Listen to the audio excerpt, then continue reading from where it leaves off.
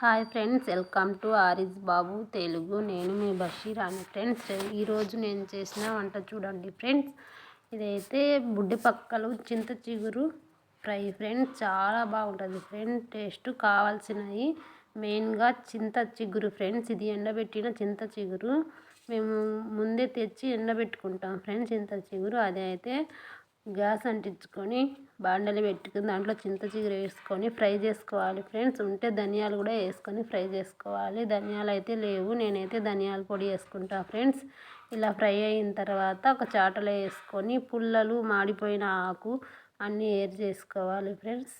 Taste చాలా బాగుంటుంది. బాలింతలకు చాలా మంచిది ఫ్రెండ్స్. ఈ బుడ్డిపక్కలు ఎండు చింత చిగురు ఫ్రై చాలా బాగుంటుంది ఫ్రెండ్స్.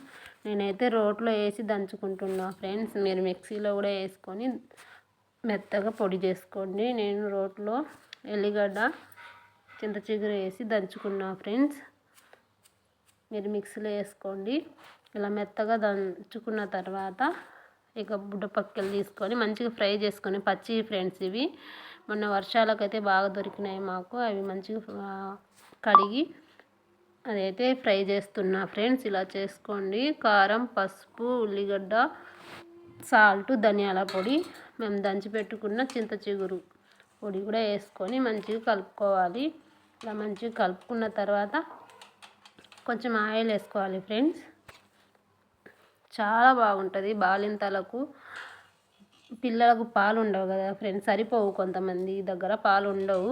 ఈ బుడ్డిపక్కల కూర తినిపిస్తే చాలా హెల్తీ. పిల్లలు కూడా పుష్కలంగా తల్లుల దగ్గర పాలు వస్తాయి ఫ్రెండ్స్. చాలా మంచిది ఆరోగ్యానికి. మా సైడ్ అయితే ఆంధ్రాలో అయితే ఇవి బాలింతలకు అయితే పెడతారు ఫ్రెండ్స్. కొంచెం ఆయిల్ బాలింతలకు పెట్టినప్పుడు ఉల్లిగడ్డ అయితే వేయరు. ఇక మాకు ఇంట్లోకే కాబట్టి మేము ఉల్లిగడ్డ వేసుకున్నాం. ఇలా కలిపి వాటర్ వేసుకొని కలుపుకోవాలి.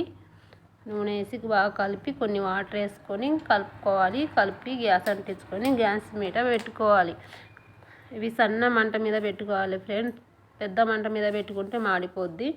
ఇలా దగ్గరుండి కొంచెం ఒక 2-3 నిమిషాలలో ఉడుకుతుంది ఫ్రెండ్స్. చాలా బాగుంటుంది టేస్ట్.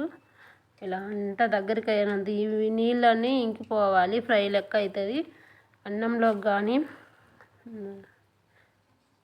జొన్న రొట్టెలోకి కానీ సొద్ద రొట్టెలోకి అయితే ఇంకా చాలా బాగుంటుంది ఫ్రెండ్స్. ఒకసారి ట్రై చేయండి. ఈ వీడియో కనుక మీకు నచ్చితే లైక్ చేయండి, సపోర్ట్ చేయండి, సబ్స్క్రైబ్ చేయండి ఫ్రెండ్స్.